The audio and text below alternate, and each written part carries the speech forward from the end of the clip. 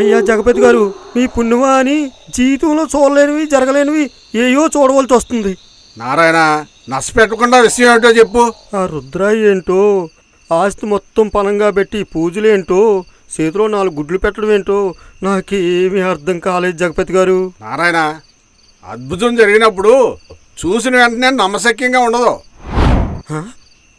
ఏంటిది? అయ్యా జగపతి గారు, వెనకాతలు ఏదో ఎల్లుట్టుందండి. నారాయణ, నీ భయం తప్ప వెనకాల ఏముండదయ్యా. మూసుకొని నా వెనకాలరా. ఆ దేవుడు మీకిచ్చినంత ధైర్యం నాకు ఇవ్వలేదు జగపతి గారు. అది ఆ సేటుకి ఫోన్ చేయి. వచ్చే పౌర్ణానికల్లా మన ఆస్తి మన చేతిలో ఉండాలి. నేను ఎమ్మెల్యేని అవ్వాలి. ఇప్పుడు ఈ గుడ్లే మనకు లంకె బిందులు. అలాగే నాన్న. వెనకాతలు ఏదో ఎల్లుట్టుంది. జయ ఆంజనేయ, జయ ఆంజనేయ, జయ ఆంజనేయ, జయ ఆంజనేయ. అయ్యి బాబోయ్ జగపతి గారు, మన వెనకాతలు ఏదో ఉందండి. నారాయణ, ఏంటి గోలా?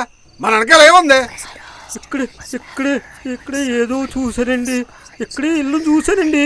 నారాయణ, ఇంకోసారి నీ నోటి నుండి మాట వచ్చిందా చంపేస్తాను. రానా వెనకాల మూసుకొని. అది బాక్స్, రుద్ర ఇచ్చిన బాక్స్ కనిపించట్లేదు. ఇప్పటివరకు మీ చేతిలో ఉండాలి కదా నాన్న, ఏమైంది? అదే నాకు అర్థం కావటం లేదు.